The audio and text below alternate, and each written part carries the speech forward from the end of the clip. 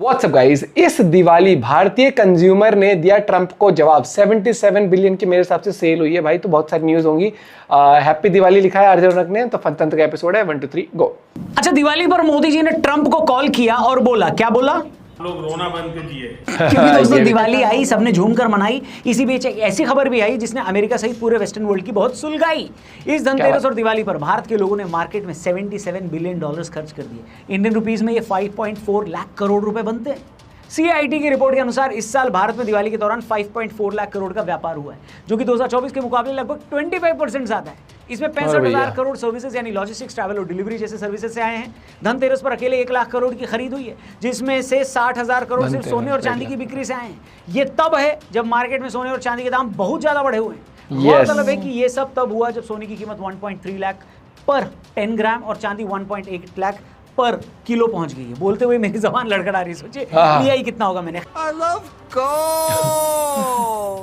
खैर, छोटे व्यापारियों, लोकल मैन्युफैक्चरर और ग्रामीण कस्टमर्स की इस एक्टिव पार्टिसिपेशन ने दिखाया कि भारत की इकोनॉमी की मजबूती कितनी ज्यादा है। इसी साल अगस्त के अंदर अमेरिका के राष्ट्रपति डोनाल्ड ट्रंप ने भारत पर 25% टैरिफ घोषित करते हुए उसे डेड इकोनॉमी बोला था। उनका यह तंज इस बात से आया था कि भाई भारत एक बहुत ही ऊंचे टैरिफ वाला बंद बाजार है, जहां बाहर के प्रोडक्ट्स को जगह नहीं मिलती। अब इन लाल बुझक्कड़ को कौन समझाए कि चिचा आपके प्रोडक्ट को इंडिया में जगह नहीं मिल रही, इसका मतलब ये थोड़ी है कि दुनिया हमसे बिजनेस नहीं कर रही है। इनके मुताबिक भारत और रशिया एक तरह की डेड इकोनॉमी है, जिनसे अमेरिका को कारोबार नहीं करना चाहिए। ये तब है जब अमेरिकी सरकार और एस्टैब्लिशमेंट की तरफ से हर महीने हमारा दरवाजा खटखटाया जा रहा है कि भाई डील कर लो, डील कर लो। इस बीच भारत की रिटेल मार्केट में ऑनलाइन लेन देन 736.9 मिलियन UPI ट्रांजैक्शन प्रतिदिन के हिसाब से चलती है। वोकल फॉर लोकल जैसे इनिशिएटिव्स लगातार हमारी इकोनॉमी की ताकत बन चुके हैं। भारत के सिर्फ एक त्योहार के दौरान जितना खर्चा हुआ है ना, उतनी या उससे भी कम GDP वाले दर्जनों देश हैं। वर्ल्ड एटलस और IMF के अनुसार 2025 में ऐसे 100 से अधिक देश हैं जिनकी कुल सालाना GDP 77 बिलियन डॉलर से कम है। दिवाली की इस खरीदारी के दौरान 87% कस्टमर्स ने मेड इन इंडिया प्रोडक्ट्स खरीदे। इससे लगभग 50 लाख टेम्पररी जॉब्स बनी। रूरल और सेमी अर्बन इलाकों में 28% तक की सेल आई है। यह दिखाता है कि भारत सिर्फ ग्लोबल मार्केट पर ही डिपेंड नहीं करता, बल्कि हमारी खुद की लोकल नीड्स ही इतनी ज्यादा है कि हम खुद अपनी एक मजबूत इकोनॉमी चला सकते हो, चला रहे हैं।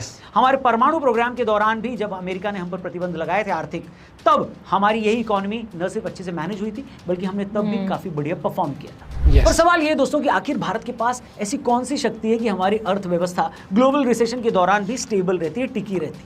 इससे पहले कि हम इस पर आएं, तो दोस्तों हम बात कर रहे थे कि आखिर भारत के पास वो क्या है कि हमारी अर्थव्यवस्था ग्लोबल रिसेशन के दौरान भी टिकी रहती है।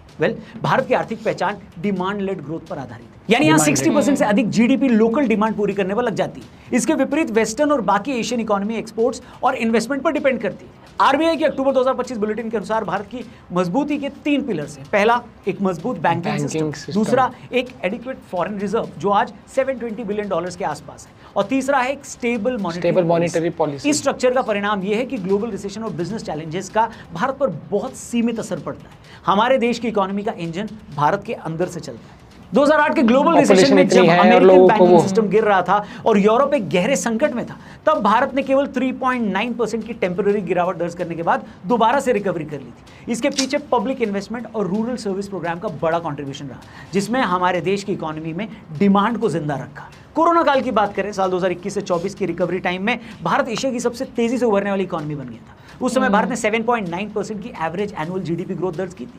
उस टाइम आज हमको डेड इकोनॉमी कहने वाला अमेरिका और यूरोप 3% से नीचे ही टिके रहे। ये रिकवरी भी सरकारी इंफ्रास्ट्रक्चर में इन्वेस्टमेंट, MSME को बढ़ावा देना और डिजिटल लेन देन जैसे UPI और ई-कॉमर्स। कहने में बहुत फर्क होता है, जितना वो कह जाते हैं राहुल गांधी जैसे कुछ लोग हवाबाजी में कह देते हैं। में योगदान देने में दुनिया का तीसरा देश था। इसका मतलब ये है कि दुनिया की इकोनॉमी के हम तीसरे बड़े पिलर है, ये कहना गलत नहीं होगा। अब जब 2025 में फिर से एक वैश्विक मंदी यानी ग्लोबल रिसेशन की बातें चल रही हैं, वहां भी भारत ने अपनी तैयारी कर रखी है। जब अमेरिका में एक टैरिफ वॉर दुनिया भर में छिड़ा जा चुका है, वहीं यूरोप में मैन्युफैक्चरिंग में भारी गिरावट देखी जा रही है। ऐसे में भारत का ग्रोथ प्रोजेक्शन अभी भी 6.8% तक बढ़ाया गया है।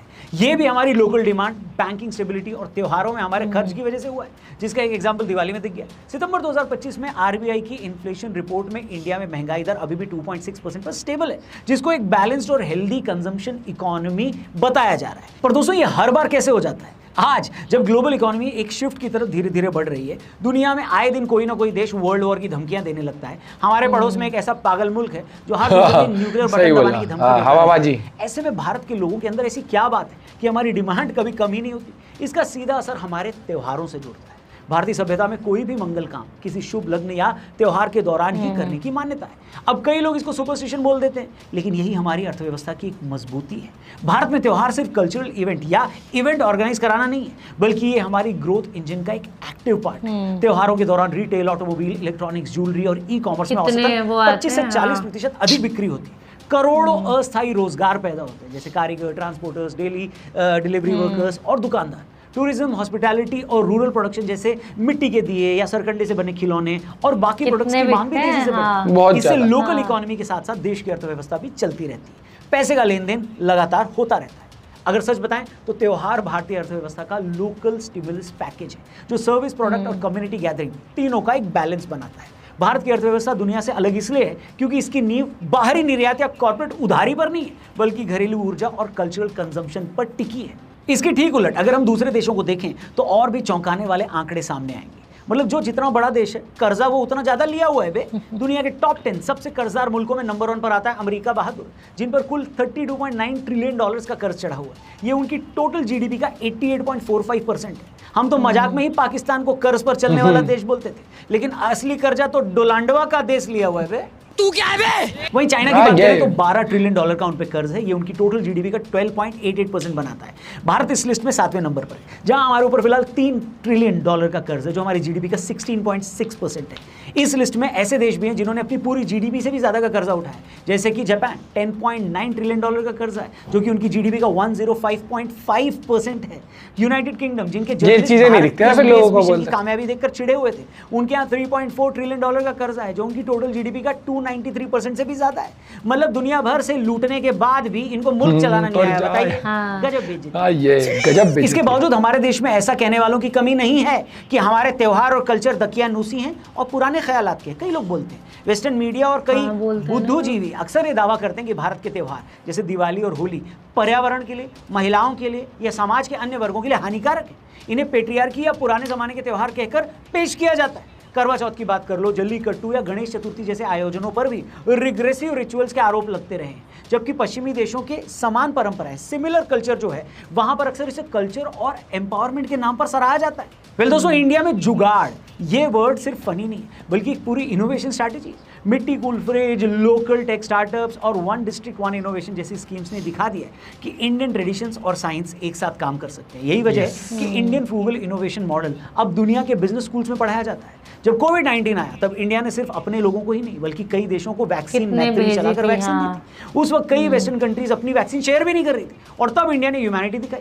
फिर भी इनमें से किसी ने इस बात का ज्ञान दुनिया को नहीं दिया कि हमसे कुछ सीखो। इसी तरह इंडियन वेलनेस और आयुर्वेद की पॉपुलैरिटी वर्ल्ड वाइड बढ़ चुकी है। अब इंडिया G20 की चेयर पर है और इंडो पैसिफिक के अहम प्लेयर के रूप में खुद को प्रोजेक्ट कर रहा है। पंचामृत, योग दिवस, डिजिटल पब्लिक गुड्स जैसे प्लेटफॉर्म से इंडिया ने दिखा दिया है कि हमारा कल्चर सिर्फ ट्रेडिशन ही नहीं, बल्कि टेक्नोलॉजी और इनोवेशन के साथ चल रहा है। तो दोस्तों, ये सारी बातें डोलांड और वेस्टर्न कंट्रीज को ये बताती हैं कि आप किसी को भी ज्ञान दे देना, भारत को तो ज्ञान मत ना देना। आईना दूसरों को दिखाने से पहले अपने चेहरे का भी हाल चाल ले लेना।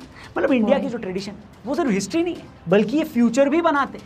जब भी किसी ने हमारे फेस्टिवल्स को दकियानूसी कहा है, चाहे वो मीडिया हो या सोशल मीडिया, तब तब भारत ने अपने कल्चर, इनोवेशन और वैश्विक योगदान से उनको प्रैक्टिकल आंसर दिया है। इंडिया दुनिया से सीखो से अब आगे बढ़कर दुनिया को सिखाओ के स्टेज पर खड़ा है। भारत के त्योहार, परंपराएं और जड़ें हमारी सबसे बड़ी ताकत है। इस पर आपका क्या कहना है, कमेंट करके जरूर बताना। बाकी सद्गुरु जी भाई देखो, वही मैं कहता हूँ ना कि कई बार आप मार्केट ऐसे कर देते हो अपने भाषणों को, बातें ऐसी कर जाते हो कि ओपोनेंट्स जो आपके हैं पॉलिटिक्स में वो ऐसा मुद्दा बनाते हैं, लोगों को लगता है भाई हाँ सही तो कह रहा है। जब इसने डेड इकोनॉमी कहा था, राहुल गांधी की मुझे स्टेटमेंट इतनी बुरी लगी थी, मैं बता नहीं सकता कि ट्रंप ने ये कहा। अरे ट्रंप को छोड़ो, इतनी पॉलिटिक्स में तुम हो, देश की अगर इतने ही पॉलिटिशियन तुम बन रहे हो तो तुम्हें देश की तो पता ही होगा ना, जीडीपी कैसे चल रही है, ग्रोथ कैसे चल रही है, हर चीज है। मतलब जहां पर देश को यूनाइटेड खड़ा होना चाहिए वहां पर इस तरीके, क्योंकि ये पॉलिटिक्स से ऊपर की चीज थी ये वाली। और दूसरी बात यहाँ पर आती है कि अभी भी अमेरिका पीछे पड़ा हुआ है, डील करो ठीक है, बैकएंड में आपको पता नहीं बहुत सारी चीजें चल रही हैं। और यहाँ पर मैं यही कहना चाहूंगा कि इंडियन कंज्यूमर, इंडिया की पॉपुलेशन हमारी ना बैकबोन है इकोनॉमी की, कहीं ना कहीं ये चीज याद रखना। क्योंकि जितना मतलब हम, और आप एक चीज देख ला, ब्लिंकिट सब होने के बाद भाई साहब, जहां आप हफ्ते का एक चिप्स का पैकेट दुकान जाके लाते थे ना, बैठे जब मन करता अगर मैं बताऊं ना, पिछले 5 दिन में जो ये फेस्टिव टाइम था अभी भी चल ही रहा है, जैसे अभी छठ पूजा चीजें आ जाती हैं इजीली, मतलब मैं बता नहीं सकती। जो हमारे जब एंट्री होती थी उसमें हर दूसरी एंट्री ये ज़ेप्टो, ब्लिंकिट, जोमेटो, मतलब इन्हीं सब, स्विगी, इन्हीं सब चीजों की लाइफ थी। बहुत और आसान हमने हुई है। खुद दिन में 3-3 4-4 बार एक्सेसिबिलिटी चीजों की बहुत इजी हो गई ना, कोई भी चीज आपको चाहिए फटाफट मिनटों में आ जाती है आपकी। एक टाइम होता था कोई सामान ऑर्डर किया है हफ्तों में आ रहा है, 5 दिन में, अब हाँ। सुबह करा शाम को भी डिलीवर हो जाता है सामान यार। ये चीज है, और इंडिया ग्रो कर रहा है, बहुत तेजी से ग्रो कर रहा है और करता भी रहेगा, ठीक है। और ये बाकी जिनको जलन होती है वो तो जलते रहेंगे भैया। आप अपना पॉइंट भी शेयर करिएगा। Bye bye, take care.